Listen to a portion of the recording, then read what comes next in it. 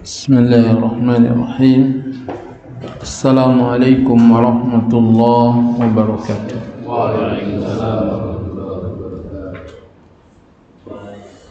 Dibuka surat Al-Infitar.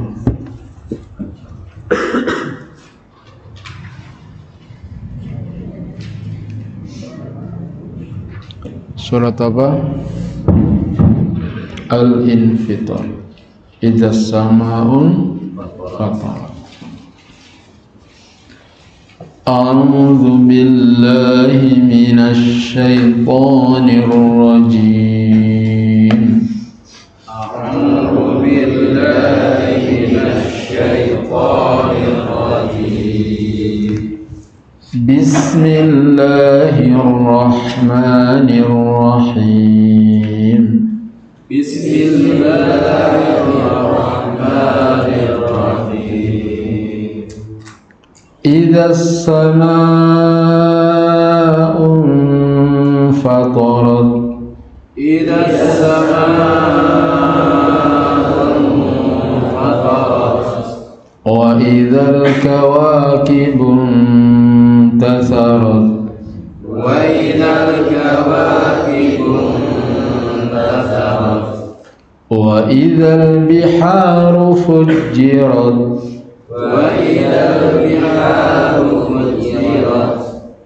Wa idzal quburu bu'thirat. Wa idzal quburu bu'thirat. Alimat nafsum ma qaddamat wa akharat. Alimat nafsum ma qaddamat wa akharat. Ya ayyuhal insanu ma gharraka bi rabbikal karim. Ya ayyuhal insanu ma gharraka bi rabbikal karim. Alladhi khalaqaka fasawwaka fa'adalak. Alladhi khalaqaka fasawwaka fa'adalak. Fi ayyi suratin ma syaa rakkabak. Fi ayyi suratin ma syaa rakkabak. Kalla bal tukadzibuna biddin. Kalla bal tukadzibuna biddin. Wa inna alaikum lahafidhin. Wa inna alaikum lahafidhin. Kiraman katibin. Kiraman katibin. Ya'lamuna ma taf'alun. Ya'lamuna ma taf'alun. Innal abrara lafi na'im. Innal abrara lafi na'im. Wa innal fujjara lafi jahim. Wa innal fujjara lafi jahim. Yaslawnaha yawmaddin. Yaslawnaha yawmaddin. Wa ma hum anha bighaibin. Wa ma hum anha bighaibin. Wa ma adraka ma yawmuddin. Wa ma adraka ma yawmuddin. Thumma ma adraka ma yawmuddin. Thumma ma adraka ma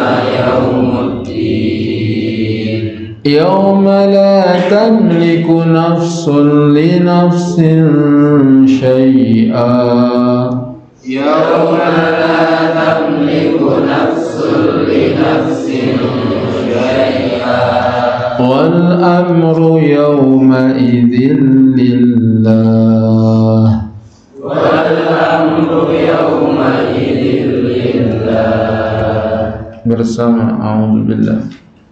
أعوذ بالله من الشيطان الرجيم بسم الله الرحمن الرحيم إذا السماء انفطرت وإذا الكواكب انتثرت وإذا البحار فجرت وإذا القبور بعثرت علمت نفس ما قدمت وأخرت يا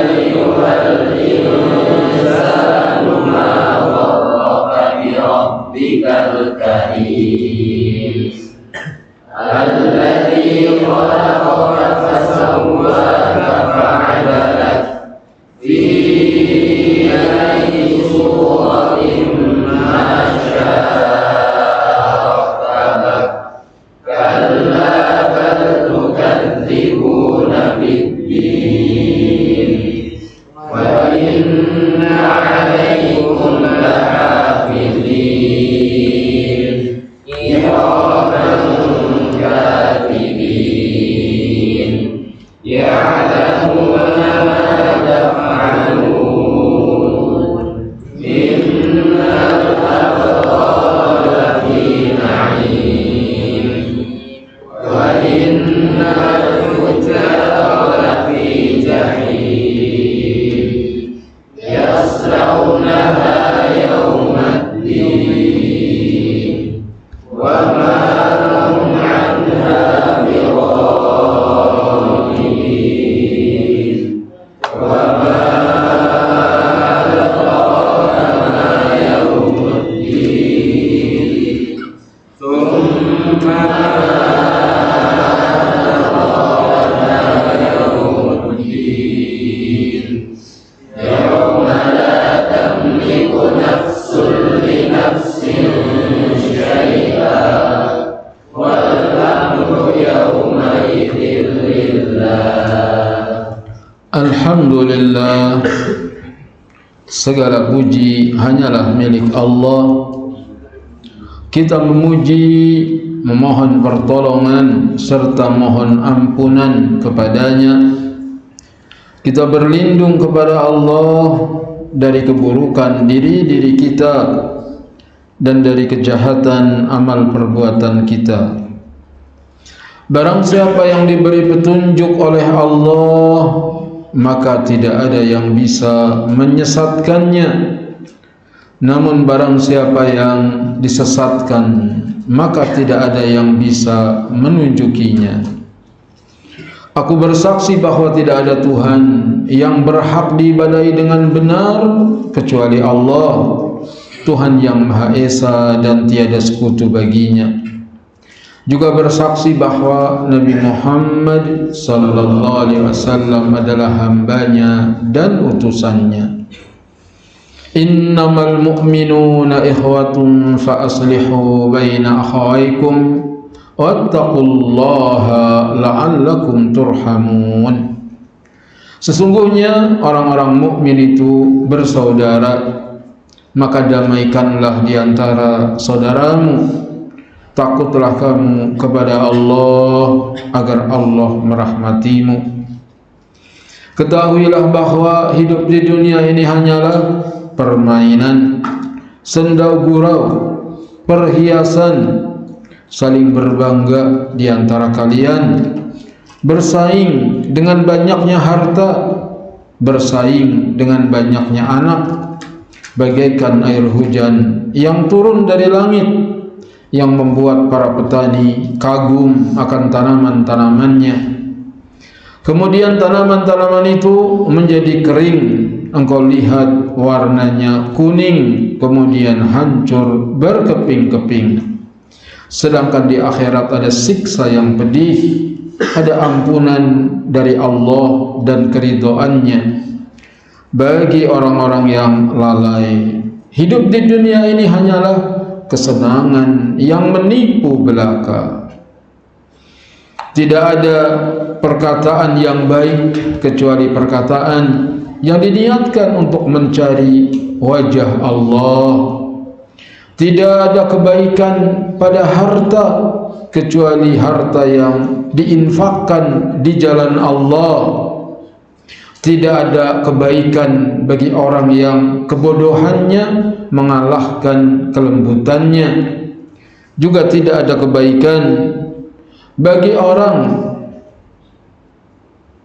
tidak ada kebaikan, kata Umar atau Abu Bakar As-Siddiq, tidak ada kebaikan bagi orang yang takut di jalan Allah dengan celaan orang yang mencela. Amma ba'du, sesungguhnya sebaik-baik perkataan adalah firman Allah, yaitu Al-Quranul Karim. Sebaik-baik petunjuk adalah petunjuk Nabi Muhammad sallallahu alaihi wasallam. Adapun sejelek-jelek perkara dalam agama adalah perkara-perkara yang baru. Semua perkara-perkara yang baru yang ditambah-tambahkan ke dalam agama namanya bid'ah. Semua bid'ah itu menyesatkan dan kesesatan itu tempatnya di neraka. Jemaah Ansar rahimakumullah, apa kabar? Alhamdulillah. Alhamdulillah. Ya, duduknya rapat baik. Enggak boleh nyender.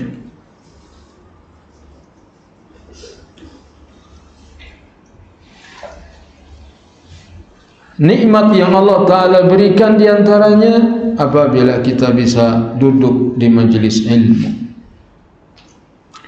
Anna akhawaini ala ahdi Nabi sallallahu alaihi wasallam kana yakhtarifu ahaduhuma wal akharu yalzamu an-nabiy sallallahu alaihi wasallam.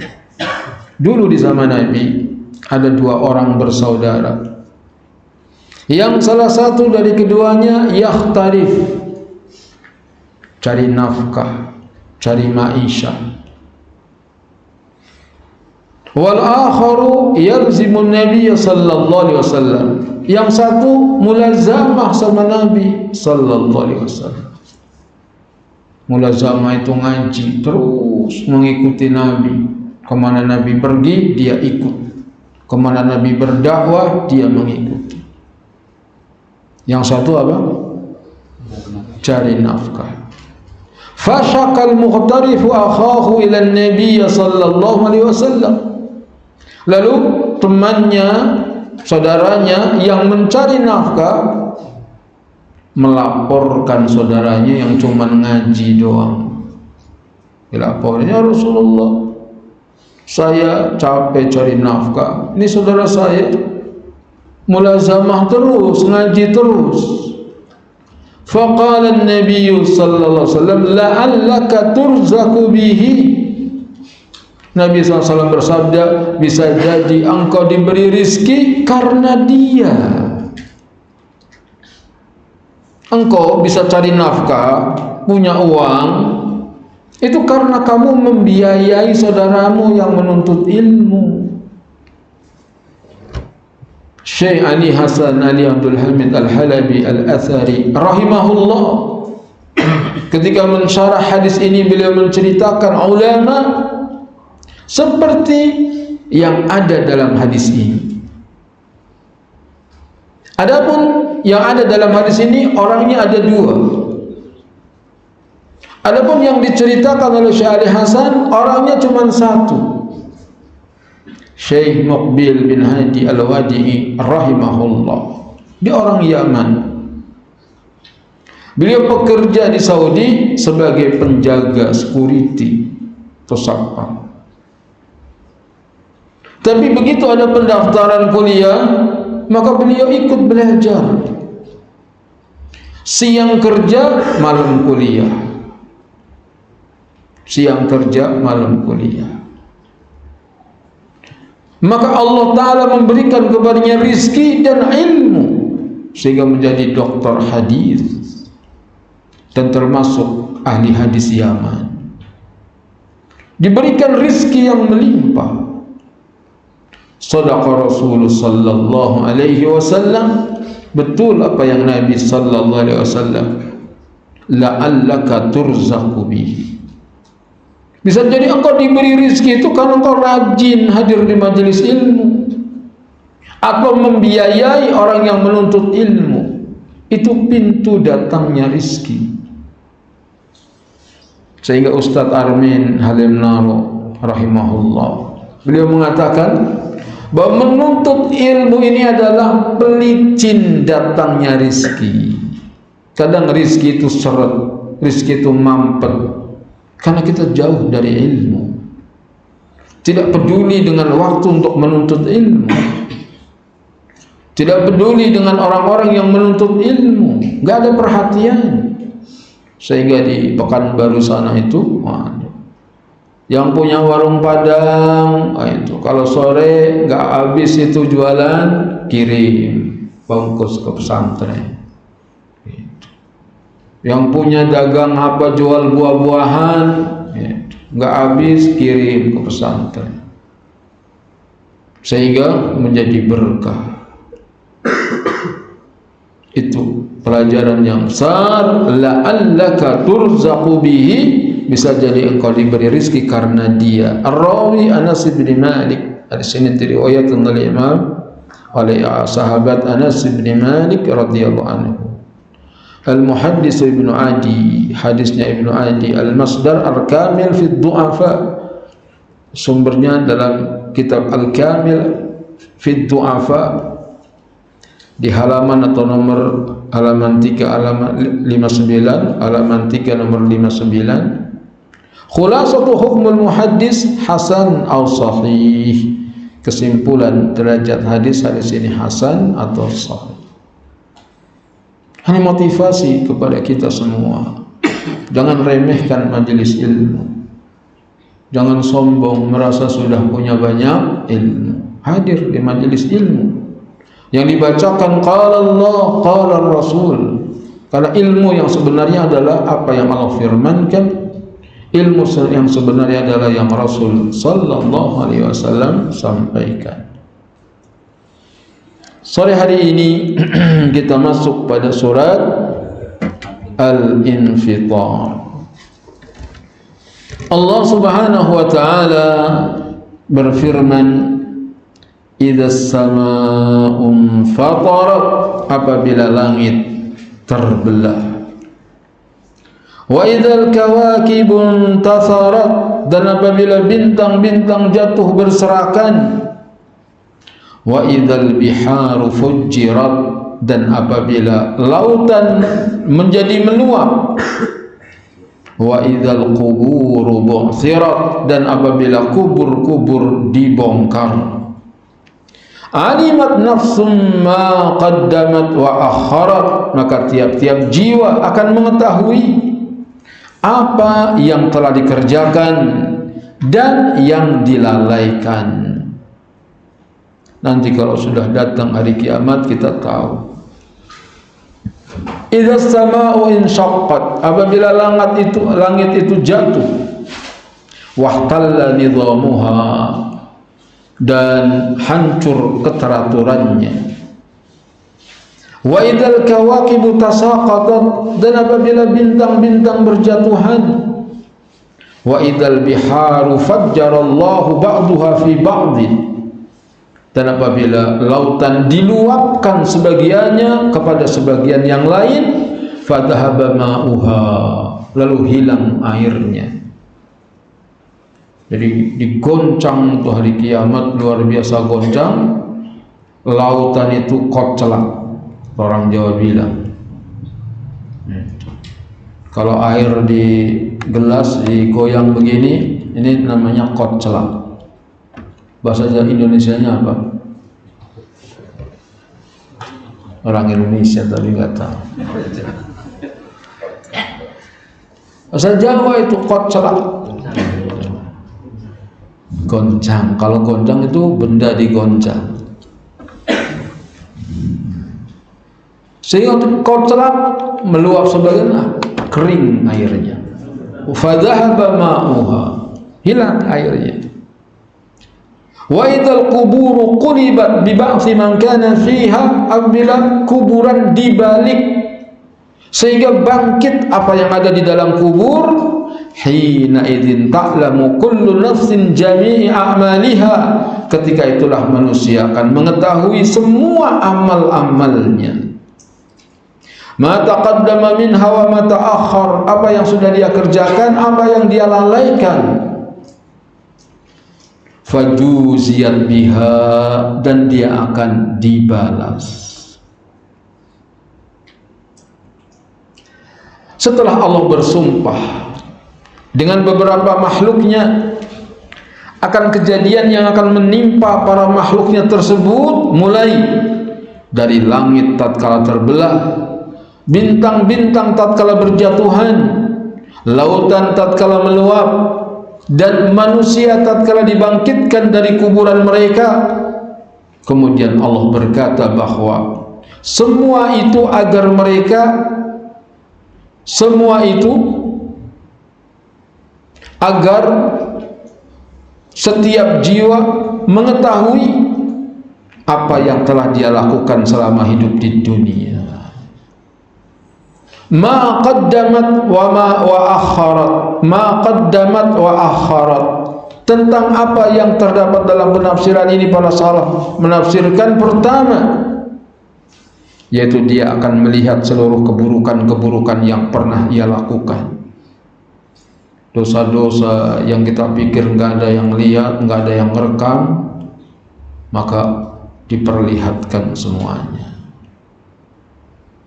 Allahumma anta rabbi la ilaha illa anta khalaqtani wa ana abduka wa ana ala ahdika wa wa'dika mastata'tu a'udzu bika min syarri ma sana'tu, abu'u laka bi ni'matika alayya wa abu'u bi dhanbi faghfirli fa innahu la yaghfiru dzunuba illa anta rabbighfirli wa tub alayya innaka antat tawwabul ghafur rabbighfirli wa tub alayya innaka antat tawwabul ghafur rabbighfirli wa tub alayya innaka antat tawwabul ghafur.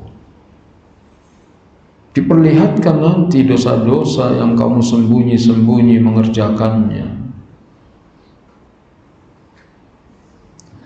Ditambah dia tidak sekedar melihat dan mengetahui kembali perbuatannya dahulu, tetapi dia juga akan mengetahui balasan apa yang pantas didapatkan. Ditampakkan, ini dosamu, ini balasannya, ini dosamu, ini balasannya, diperlihatkan. فَمَنْ يَعْمَلْ مِثْقَالَ ذَرَّةٍ خَيْرًا يَرَهُ وَمَنْ يَعْمَلْ مِثْقَالَ ذَرَّةٍ شَرًّا يَرَهُ. Maka barang siapa yang mengerjakan kebaikan seberat zarrah, niscaya dia akan melihat balasannya, dan barang siapa yang mengerjakan keburukan seberat zarrah, niscaya dia akan melihat balasannya. Maka jangan pernah menyesal berbuat baik. Sekecil apapun kebaikan, ada balasannya. Dan jangan pernah remehkan perbuatan dosa sekecil apapun, karena semuanya tercatat dan akan dibalas. Bukan hanya sekedar melihat catatan amalnya, tetapi dia juga akan melihat balasannya. Jika itu adalah amalan kebaikan, maka akan dibalas dengan kebaikan. Jika itu amal keburukan, akan dibalas dengan keburukan. Di antara tafsiran salaf terhadap ayat ini yaitu dia akan mengetahui segala kebaikan yang pernah dia lakukan, dan dia juga akan mengetahui segala keburukan yang pernah dia lakukan, karena Allah akan menghadirkan di hadapannya. Ada rekamannya nanti di akhirat. Manusia saja bisa merekam. Oh, kita mengingkari, bukan, itu bukan saya yang berbuat dosa. Ini ada rekamannya. tidak bisa mengelak lagi. Tafsiran yang lain menurut para salaf yaitu setiap jiwa akan mengetahui apa yang telah dia kedepankan dan apa yang dia telah akhirkan.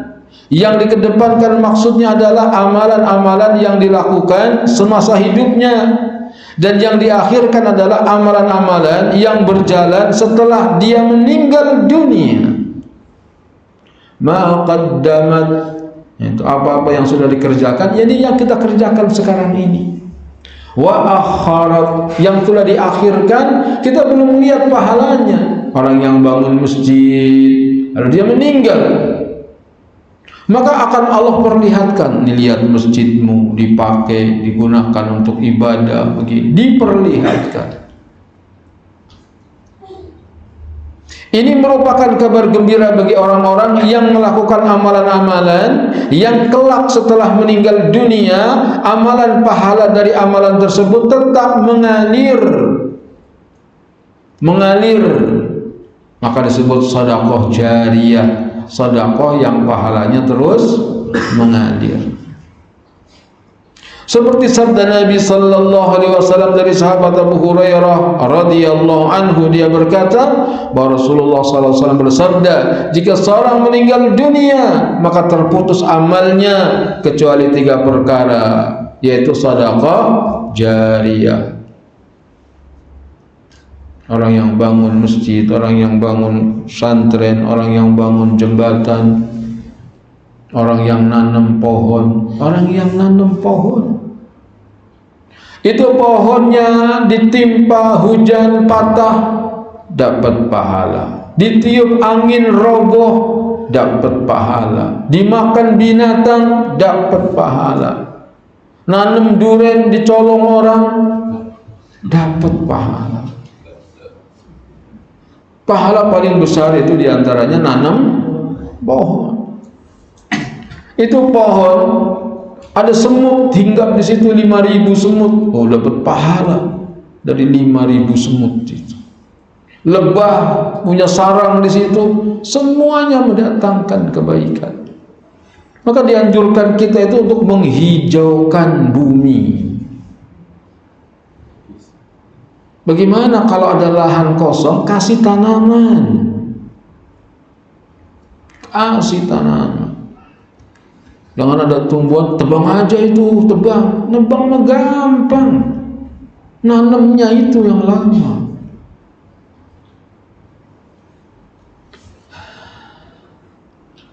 Amalan tersebut termasuk amalan yang dia akhirkan meskipun dia meninggal dunia, karena pahala yang dia dapatkan masih mengalir bahkan setelah dia meninggal dunia. Banyak sekali amalan yang bisa diakhirkan. Misalnya dia bangun masjid, maka pahala akan terus mengalir kepadanya karena orang-orang tetap sholat di masjid tersebut.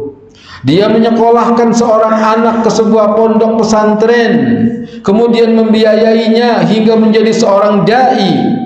Maka selama anak ini berdakwah, maka pahalanya juga mengalir kepada dirinya. Ada anak pintar, anak siapa? Itu anak tetangga. Itu. Kenapa kamu itu nggak sekolah, nggak ada duit? Mau nggak sekolah? Mau. Masukin ke pesantren, kita biayai. Gitu. Kalau anak itu lulus nanti jadi dai berdakwah, dia dapat pahala. Kita yang menyekolahkan terus mengalir pahalanya.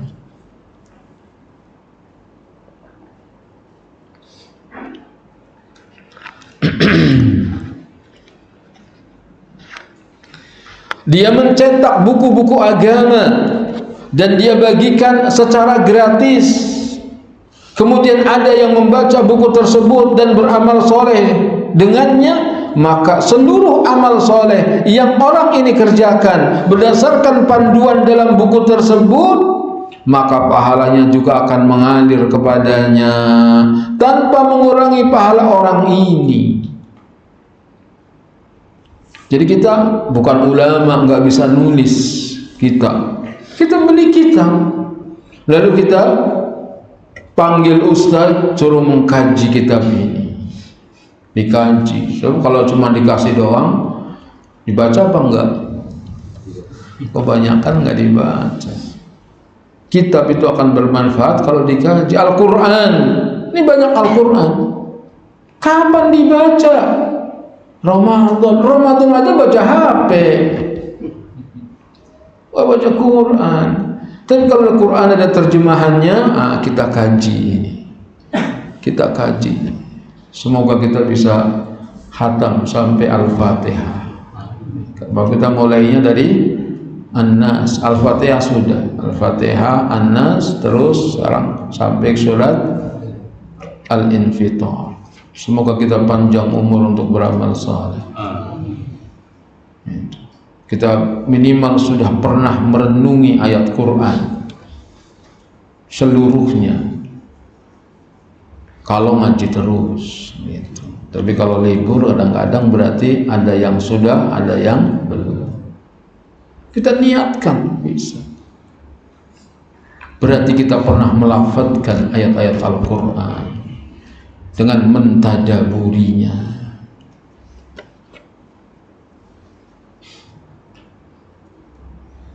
Ada orang yang menggali sumur, kemudian sumur tersebut diwakafkan, maka selama sumur tersebut dimanfaatkan, pahala akan terus mengalir kepadanya.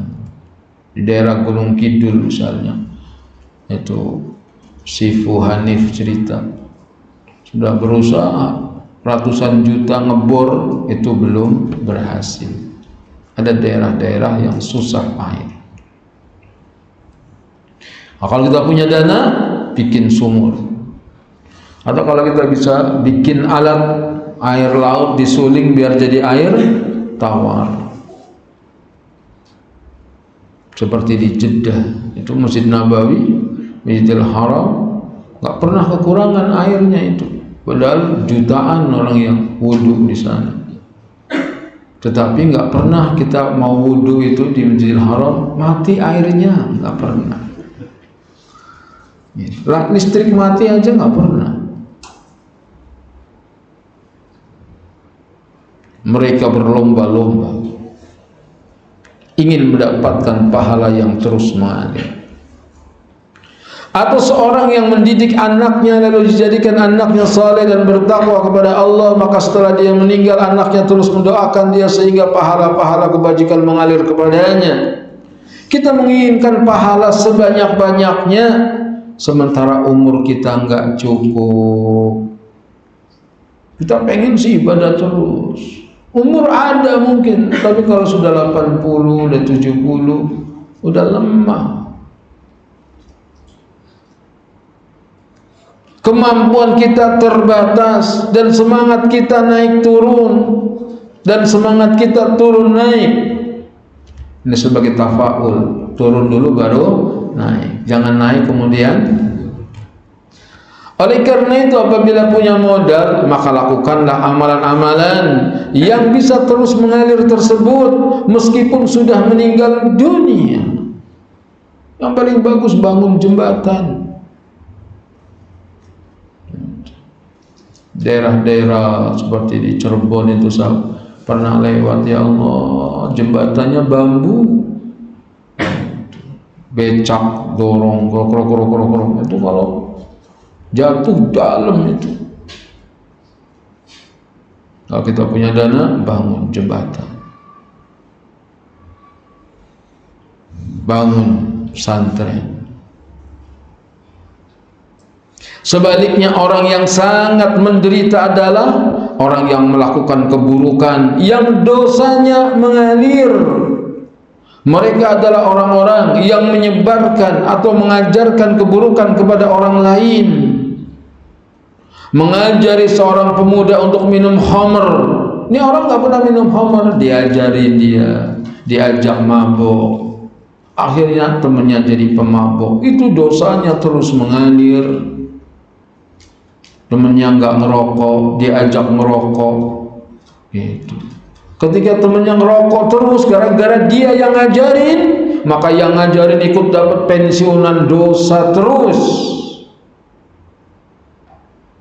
Itu bahaya, mengajarkan keburukan.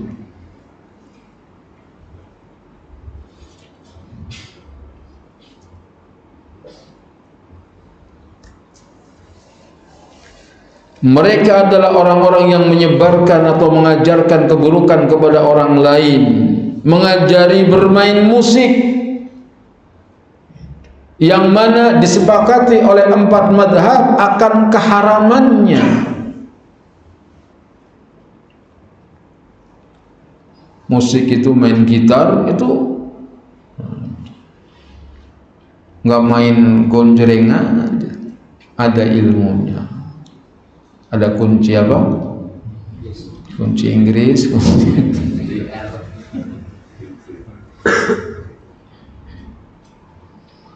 Kalau kita ngajarin dia pinter main gitar, akhirnya kita terus dapat dosa. Atau mengajari ilmu-ilmu kesesatan, kemudian para pemuda itu terus-menerus mengamalkannya, maka orang yang mengajarinya juga akan mendapatkan dosa. Bahkan ketika dia telah meninggal dunia pun, jika keburukan itu masih terus dikerjakan oleh murid-muridnya tadi, keburukan yang bisa terus mengalir bisa juga akibat tempat-tempat haram yang dia buka. Jadi ada yang mendapatkan pensiunan dosa karena mengajarkan keburukan. Contohnya mengajarkan musik-musik itu. Bahkan sekarang ada sekolahannya, sekolah musik.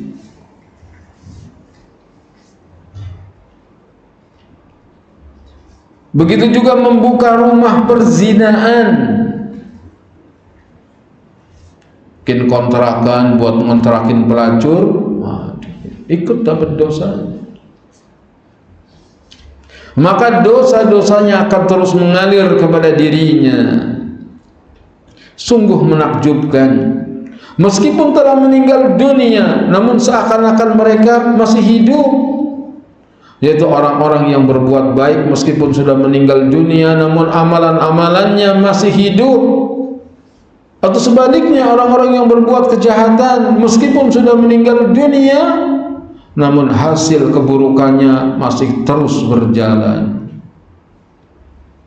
Intinya ayat ini menjelaskan bahwasanya pada hari kiamat kelak setiap jiwa akan mengetahui secara detail seluruh apa yang dia kerjakan, baik amalan kebajikan maupun amalan keburukan. Semoga Allah Ta'ala menjadikan kita pembuka pintu kebaikan. Semoga Allah menjadikan kita penutup pintu kejahatan.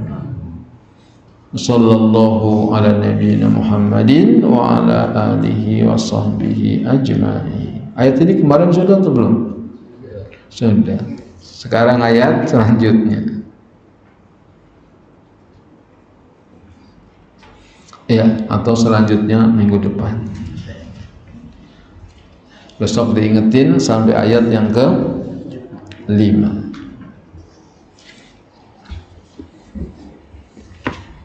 Fil i'adatil ifadah, dalam pengulangan ada faidah. Silakan dibuka Sirah Nabawiyah.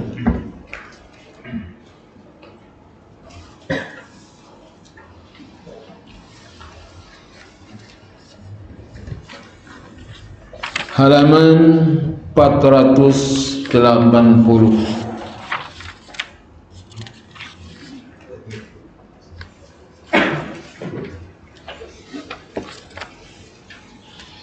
Alhamdulillah wassalatu wassalamu ala Rasulillah.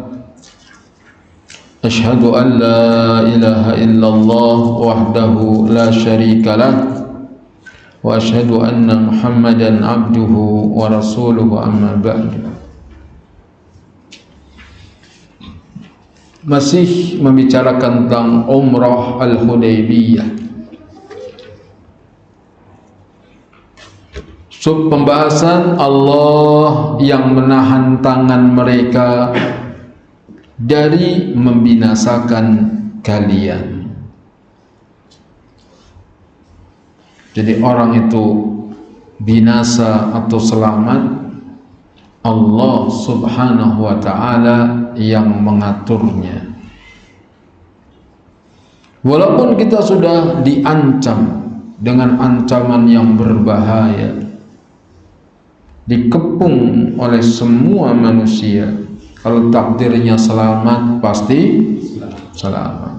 Tidak ada yang bisa mencelakakan orang yang dilindungi oleh Allah.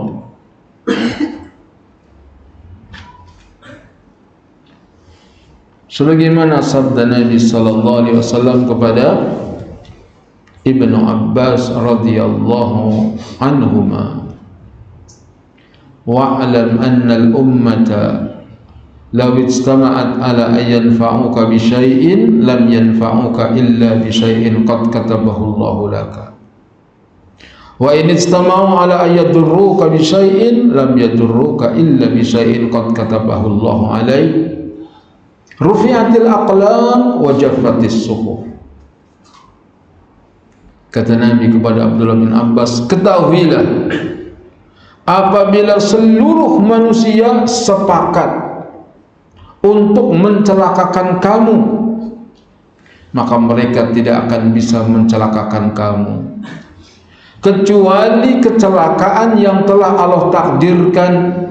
Yang pertama, apabila sepakat untuk memberikan kemanfaatan kepadamu, maka mereka tidak akan bisa memberikan kemanfaatan kepadamu kecuali kemanfaatan yang telah Allah tetapkan untukmu.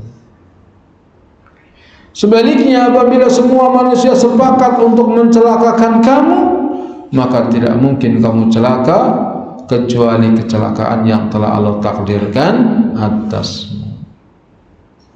Jadi selamat dan celaka siapa yang menentukan?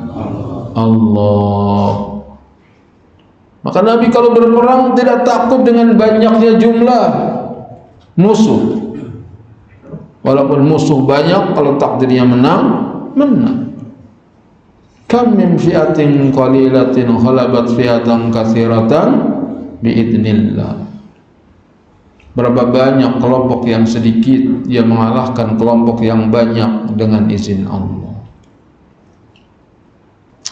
Ketika kaum muda Quraisy yang nakal dan ambisius untuk berperang melihat keinginan para pemimpin mereka untuk berdamai, mereka memikirkan sebuah rencana untuk menghalangi rencana perdamaian itu. Biasa, dunia itu selalu berpasang-pasangan. Ada orang yang pengen damai, misalnya di Palestina, biar umat Islam bisa selamat. Ada yang terus menginginkan perang.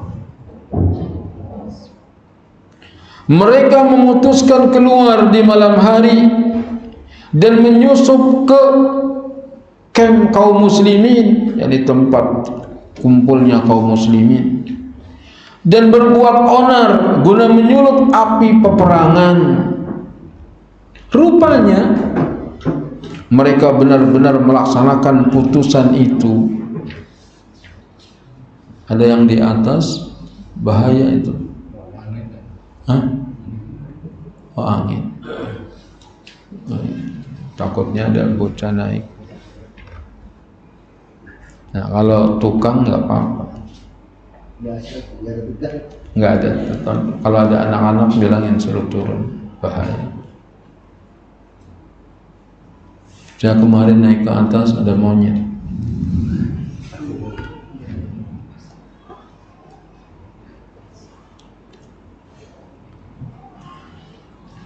Pada malam harinya, sekelompok pemuda yang berjumlah kira-kira 70 atau 80 orang keluar dan turun melalui bukit At-Tan'im.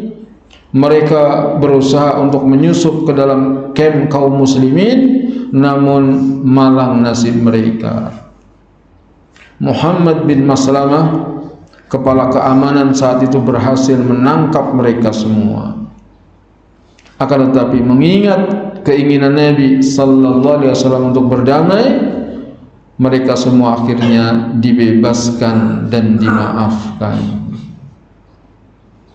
Allah Subhanahu wa taala berfirman, wa huwa alladhi kaffa aydiyahum ankum wa aydiyakum anhum bi batni makkah min ba'di an adfarakum alaihim.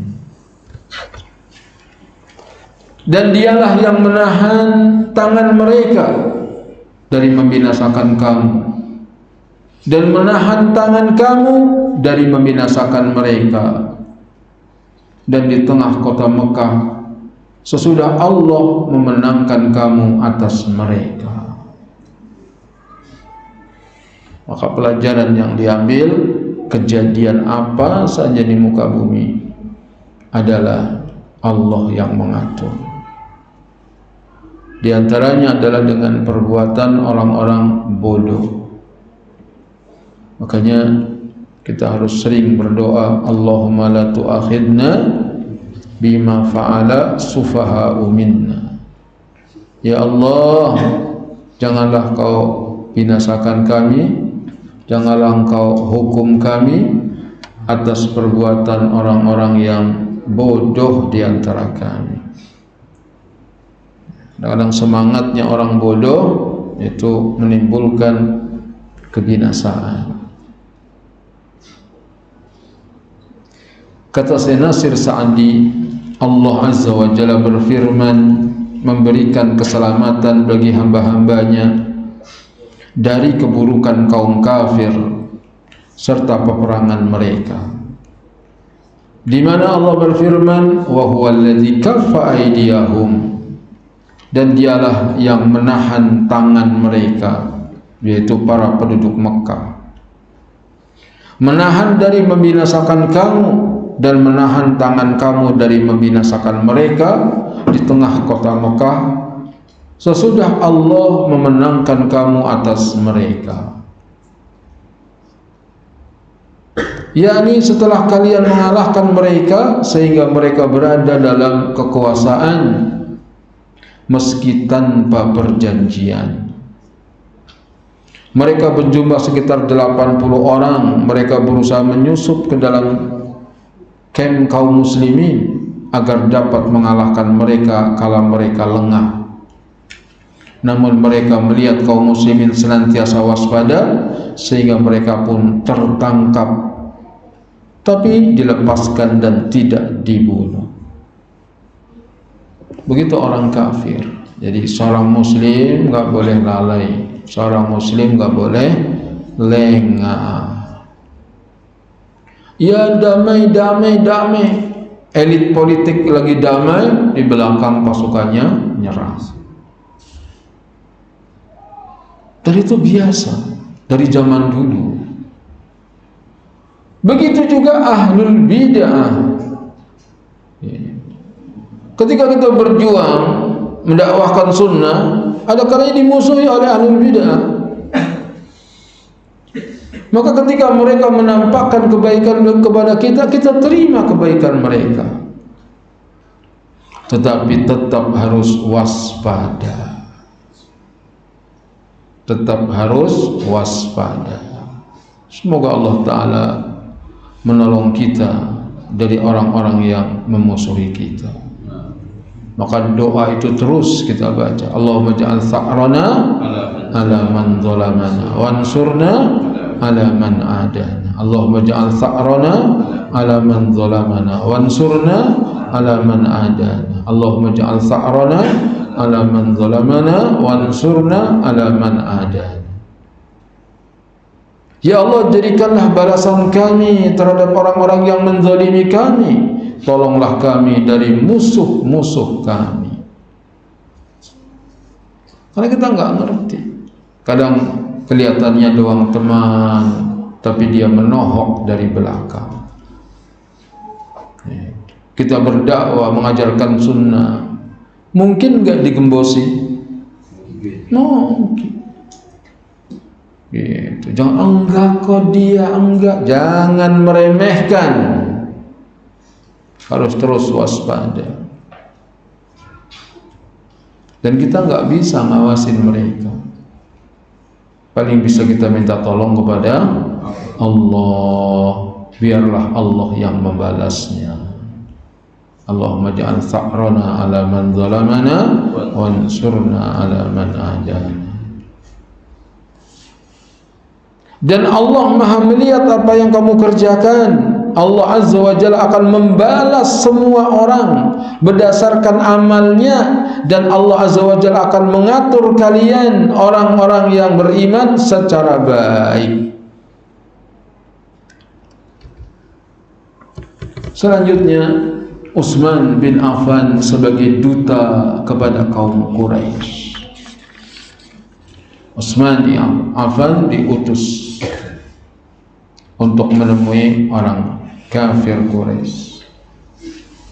Pada saat itu Rasulullah sallallahu alaihi wasallam ingin mengutus seorang duta untuk menegaskan kepada orang-orang Quraisy sikap dan tujuan dari perjalanan yang sedang ditempuh ini. Maka dia memanggil Umar untuk dijadikan sebagai duta kepada mereka. Namun Umar keberatan seraya berujar, wahai Rasulullah, tidak ada seorang pun yang berasal dari Bani Adi bin Ka'ab yang akan marah membelaku jika aku disiksa atau diganggu. Maka utuslah Utsman bin Affan, karena sanak kerabatnya ada di sana dan dia pasti dapat menyampaikan apa yang kau mau. Itulah strateginya. Jadi kalau mau mengutus orang, yang sekiranya orang itu dikenal. Kalau mau mengutus orang, sekiranya orang itu di sana ada kerabatnya, ada keluarganya. Maka Utsman pun dipanggil lalu diutus kepada Quraisy.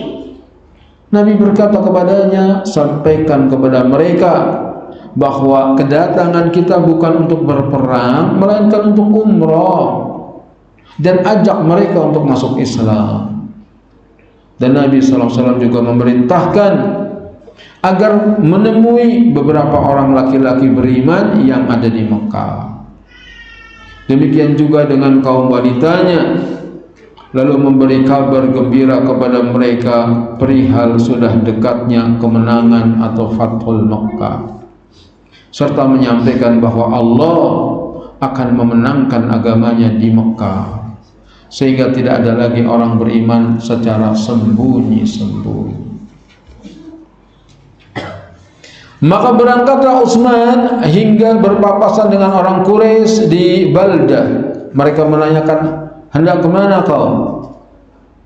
Maka dia menjawab, Rasulullah sallallahu alaihi wasallam mengutusku begini dan begini. Mereka berkata, kami sudah dengar apa yang kau katakan, maka laksanakanlah keperluanmu.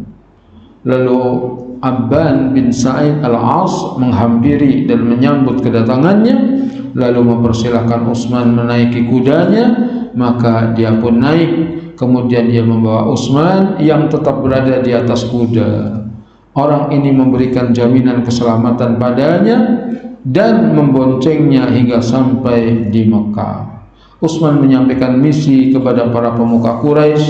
Setelah menunaikan semua misinya, mereka mempersilahkannya untuk melaksanakan tawaf, tapi dia menolak hingga Rasulullah sallallahu alaihi wasallam yang lebih dahulu tawaf.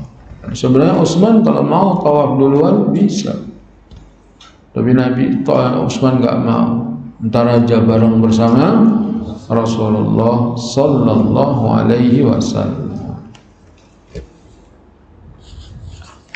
Karena lama Utsman gak pulang-pulang, ada isu Utsman dibunuh.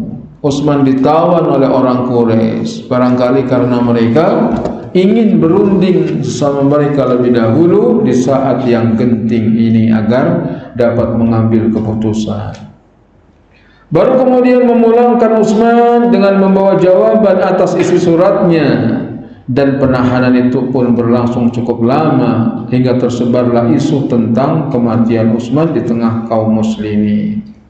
Ketika berita itu sampai kepada Nabi SAW, beliau berkata, kita tidak akan beranjak dari sini sebelum memerangi mereka. Ini pelajaran bahwa Nabi nggak tahu ilmu gaib. ada isu. Nabi nggak tahu apa yang terjadi. Nabi manusia biasa, nggak tahu ilmu gaib. Sehingga Utsman dibunuh apa enggak, Nabi nggak tahu. Kemudian Nabi SAW mengajak manusia, yaitu sahabatnya, untuk berbaiat, dan mereka pun berhamburan untuk berbaiat kepada beliau untuk tidak akan melarikan diri. Ini berjuang itu harus ada kesetiaan. Berjuang itu harus ada kekompakan. Jangan kalau lagi enak doang bareng, kalau udah nggak enak kabur. Bahkan ada sekelompok orang yang berbaiat untuk setia sampai mati. Orang yang pertama kali berbaiat kepada beliau adalah Abu Sinan Al-Asadi. Sementara Salamah bin Al-Aqwa melakukan baiat kepada Nabi sallallahu alaihi wasallam untuk setia sampai mati sebanyak 3 kali. Di deretan pertama dari para pembaiat, di tengah-tengah dan di deretan paling ujung, kemudian Nabi sallallahu alaihi wasallam memegang tangan sambil berkata, ini adalah baiat untuk Utsman. Maksudnya sumpah setia untuk membela Utsman karena dikabarkan meninggal. Tatkala baiat rampung, Utsman pun datang dan langsung berbaiat juga. Akhirnya semua orang ikut berbaiat kepada Nabi sallallahu alaihi wasallam kecuali seorang munafik bernama Jad bin Qais. Berarti sudah mulai muncul orang munafik. Apa sih baiat? Sumpah setia untuk selalu membela Nabi sallallahu alaihi wasallam, baik dalam keadaan sempit maupun lapang. Proses baiat ini dilaksanakan oleh Nabi sallallahu alaihi wasallam di bawah pohon. Umar memegang tangan beliau, sementara Maqil bin Yasar memegangi dahan pohon dengan mengangkatnya. Jadi nggak ada baiat sumpah setia pakai Al-Quran. Nabi pakai daun agar tidak mengenai Rasulullah SAW, dipegang biar buat berteduh. Inilah baiat ar-ridwan yang mengenainya Allah Azza wa Jalla menurunkan firman-Nya, laqad radiyallahu 'anil mu'minina id yubayi'unaka tahta syajara fa'alima ma fi qulubihim fa'anzala as-sakinata 'alaihim wa athabahum fathan qariba. Sesungguhnya Allah telah ridho terhadap orang-orang mukmin ketika mereka berjanji setia kepadamu di bawah pohon. Maka Allah mengetahui apa yang ada dalam hati mereka, lalu menurunkan ketenangan atas mereka dan memberi balasan kepada mereka dengan kemenangan yang dekat waktunya. Diabadikan oleh Allah peristiwa sumpah setia di bawah pohon, namanya baiatur ridwan.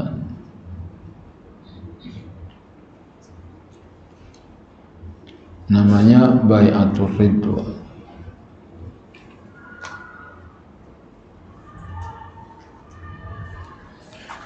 Allah Azza wa Jalla mengabarkan tentang karunia, rahmat serta keridhaannya terhadap kaum mukminin yang berbaiat setia kepada Rasulullah SAW.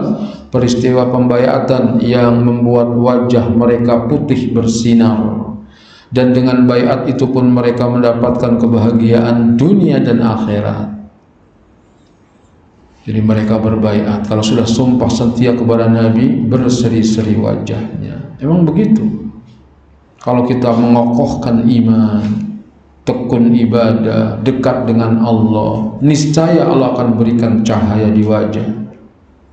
Sehingga orang yang rajin ibadah, yang dekat dengan Allah, walaupun hitam kulitnya, tetapi tak jemu aku melihatnya. Karena rajin apa? Ibadah. Jadi nggak usah pakai skincare, pakai apa, wajahnya sudah apa? Berseri-seri. Yang penting rajin wudhu, rajin tahajud.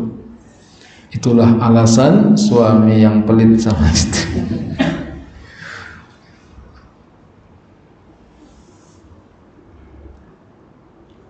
Jadi kata Sayyidina Nasir Sa'di, wajahnya berseri-seri,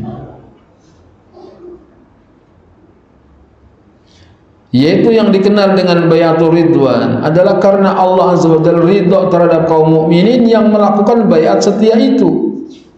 Disebut juga bayat orang-orang yang berada di bawah, di sekitar pohon, yaitu pada saat pembicaraan antara Rasulullah sallallahu alaihi wasallam dan kaum musyrikin berlangsung dalam perjanjian Hudaybiyah mengenai sebab kedatangan Rasulullah sallallahu alaihi wasallam ke Mekah.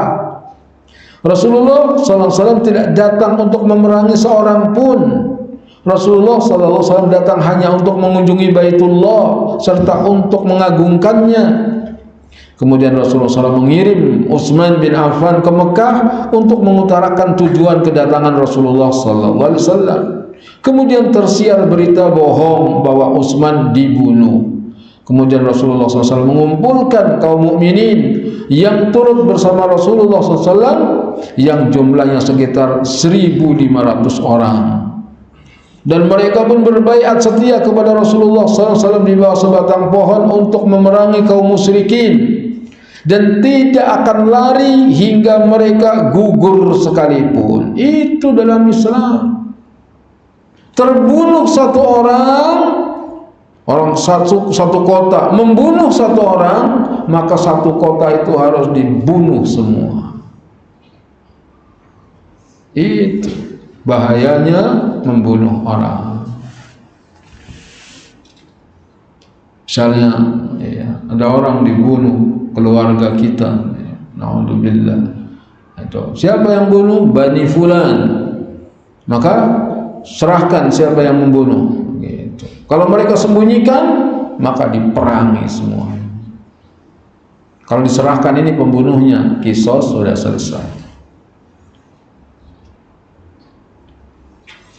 Kemudian Allah Azza wa Jalla memberitahukan bahwa Dia ridha terhadap kaum mukminin pada saat itu, yang mana baiat itu merupakan salah satu ketaatan terbesar serta ibadah paling luhur.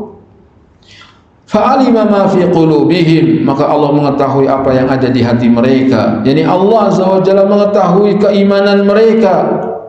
Fa'anzala sakinata alaihim, lalu Allah menurunkan ketenangan atas mereka sebagai rasa terima kasih Allah Azza wa Jalla terhadap keimanan yang terdapat dalam diri mereka. Allah terima kasih. Emang bisa Allah terima kasih? Bisa. Mana dalilnya? Ada pelacur yang memberi minum anjing kehausan. Apa kata Nabi sallallahu alaihi wasallam? Fasyakarallahu laha wa ghafara laha. Allah bersyukur kepada pelacur itu, lalu Allah ampuni dosa. Nah, sini orang-orang mukmin beriman kepada Allah, maka Allah pun bersyukur kepada mereka. Allah Azza wa Jalla menambahkan petunjuk pada mereka, dan Allah Azza wa Jalla juga mengetahui kesedihan dalam benak mereka karena isi perjanjian yang diisyaratkan oleh kaum musyrikin terhadap Rasulullah SAW.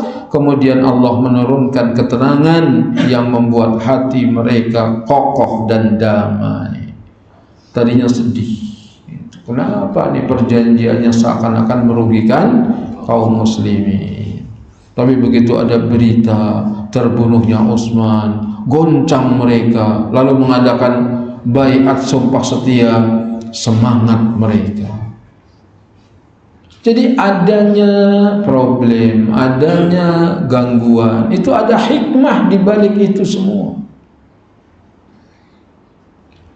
Dan Allah memberi balasan kepada mereka dengan kemenangan yang dekat, yaitu penaklukan Khaybar yang hanya diikuti oleh orang-orang yang ikut serta dalam peristiwa Hudaybiyah.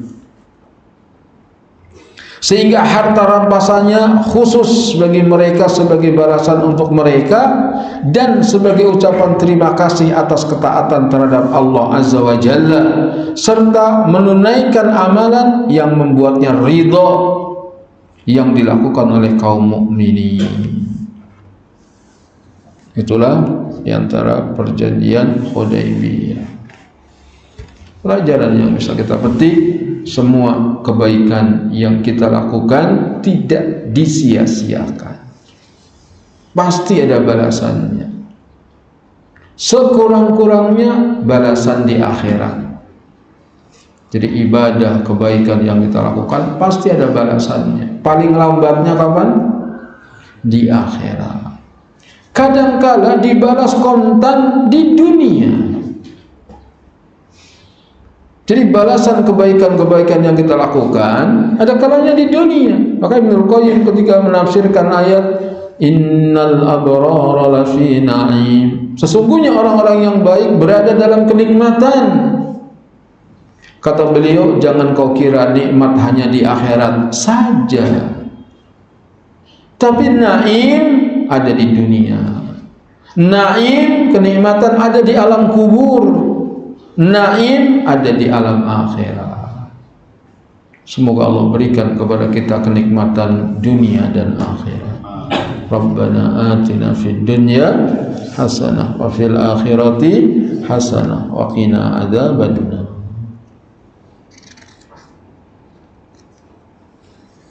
Sallallahu ala nabiyyina Muhammadin wa ala alihi wa sahbihi ajma'in. Ada waktu 15 menit.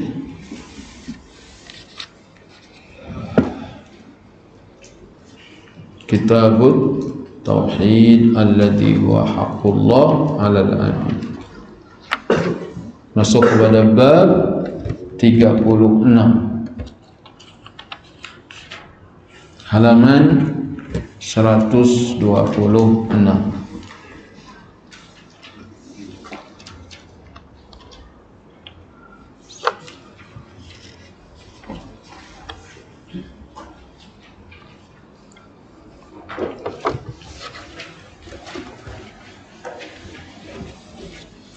Bab riya.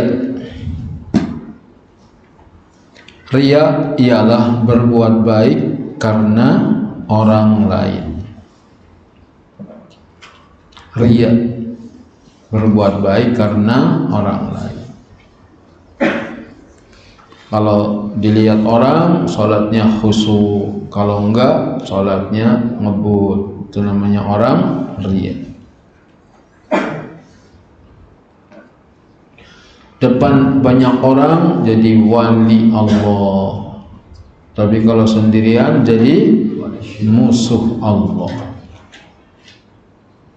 Depan banyak orang jadi musuh iblis, tapi kalau sendirian jadi temannya iblis. Itulah orang riya. Allah Ta'ala berfirman, Qul innama ana basyarum mithlukum yuha ilayya annama ilahukum ilahu wahid faman kana yarju liqa'a rabbih falyamal amalan salihan wala yusrik bi ibadati rabbih ahad. Sudah belum? Hah? Belum.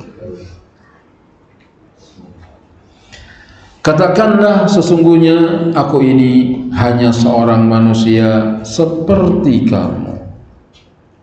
Allah perintahkan Nabi Muhammad untuk menyampaikan bahwa beliau manusia seperti kita.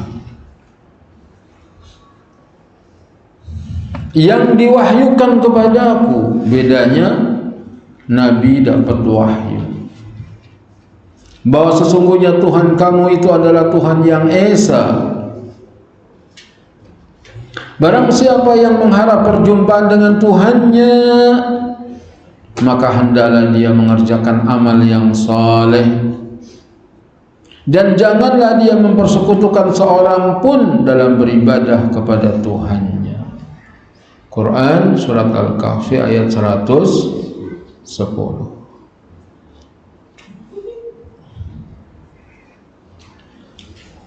Surat Al-Kahfi surat yang ke-18.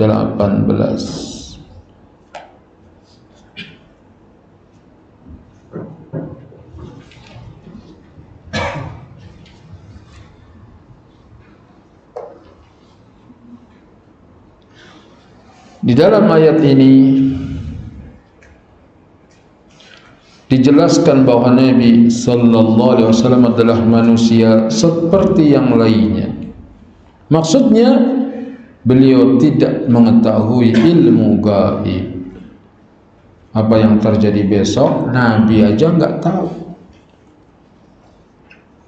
Oleh karenanya sebagian ulama menyebutkan tafsir dari ayat ini, sebab nuzulnya adalah pertanyaan orang-orang musyrik yang bertanya kepada Nabi sallallahu alaihi wasallam, mengapa beliau tidak mengetahui ilmu gaib?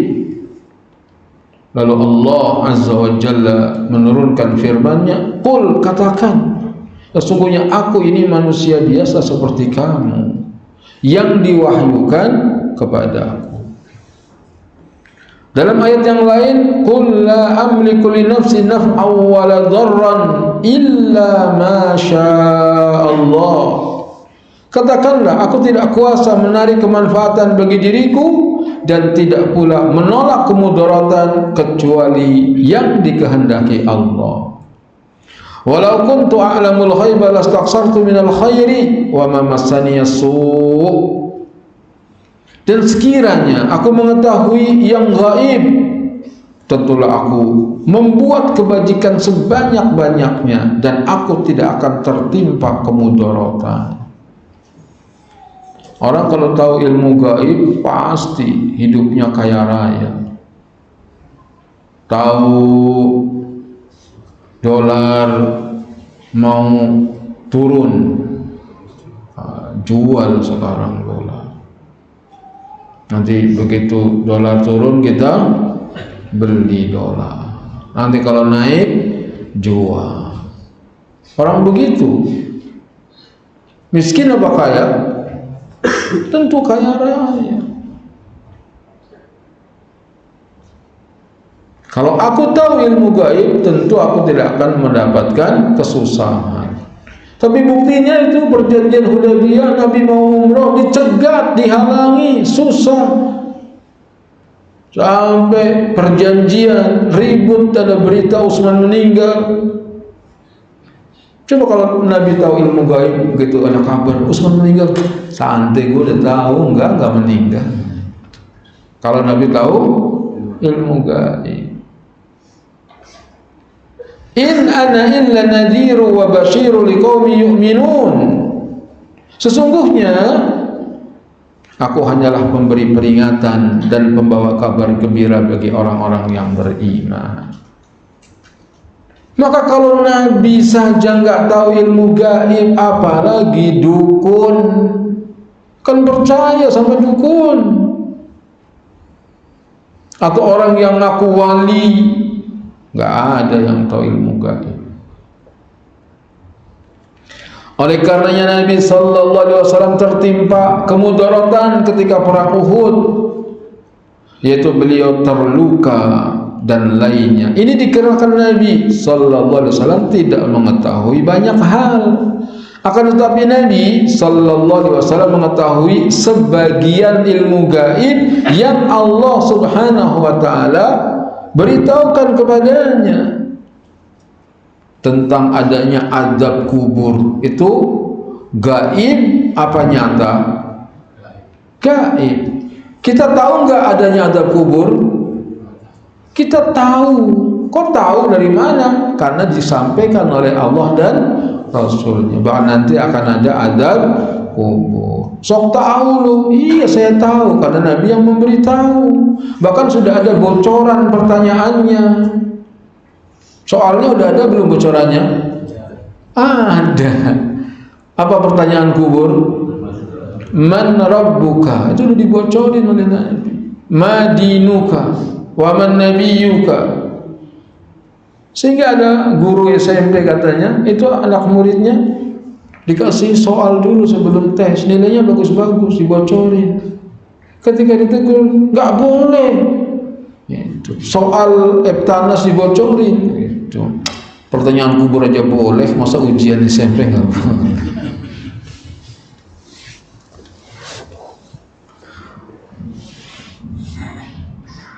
Dalilnya sahih, penerapannya salah.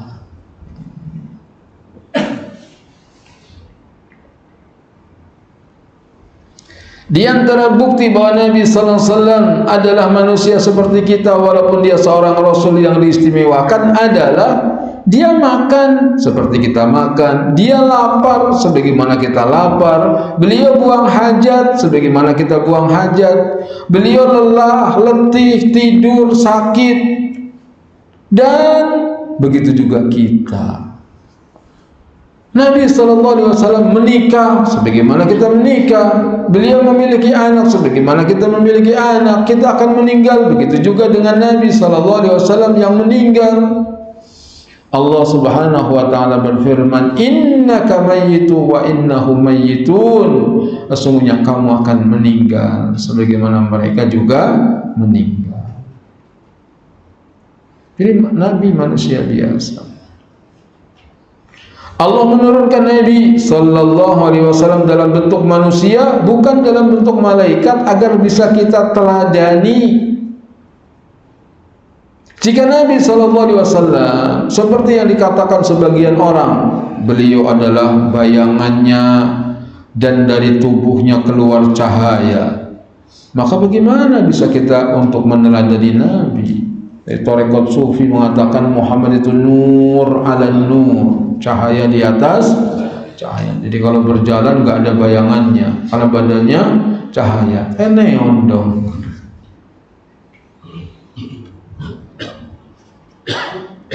Ada juga yang mengatakan bahwa beliau tidak buang hajat. Lalu bagaimana kita bisa belajar tentang istinja?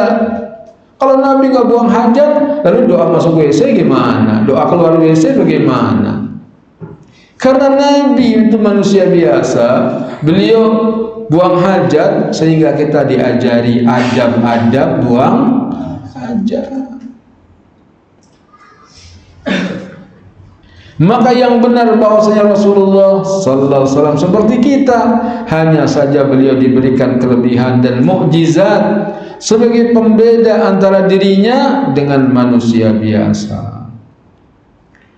Yuha ilayya, yang diwahyukan kepadaku bahwa sesungguhnya Tuhan kamu itu adalah Tuhan yang esa. Barang siapa yang mengharap perjumpaan dengan Tuhannya, hendaknya dia mengerjakan amal yang saleh, dan janganlah dia menyekutukan seorang pun dalam beribadah kepada Tuhannya. Kalau kita pengen ketemu menghadap Allah nanti di hari kiamat dalam keadaan beruntung selamat, amal saleh. Banyak ahli tafsir mengatakan bahwa saya maksud dari ayat ini adalah merupakan larangan riya dalam beribadah. Jika seorang ingin melihat wajah Allah Subhanahu wa taala, maka seorang jangan berbuat riya. Apa riya? Al-amalul khair li ajlil ghair.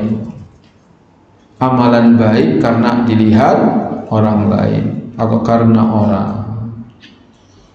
Hendaknya seorang waspada dalam beribadah, karena ibadah yang ikhlas pahalanya sangat besar, yaitu melihat wajah Allah Subhanahu wa taala.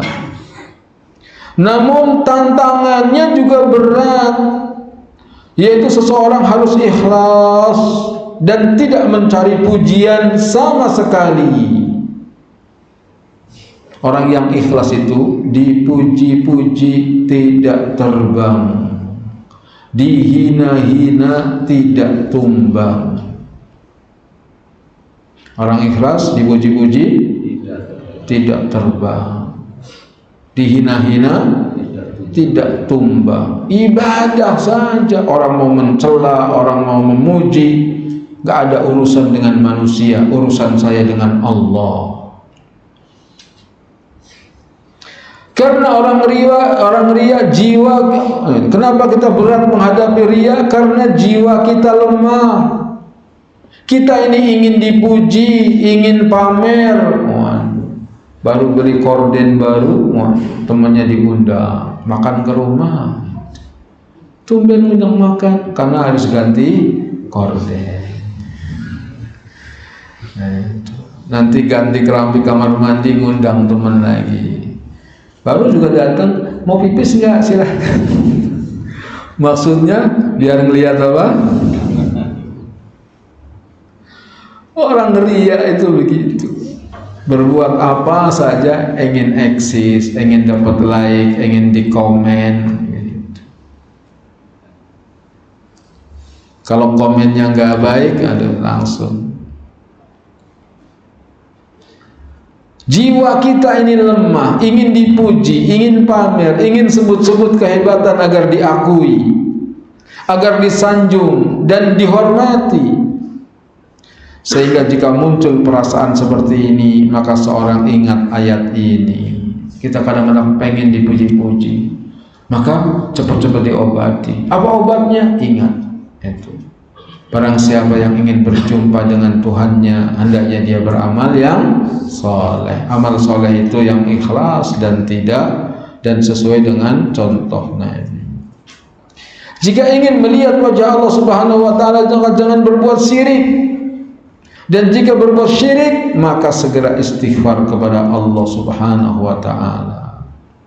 Orang yang kita cari pujiannya pada hari kiamat tidak bisa menolong kita sama sekali.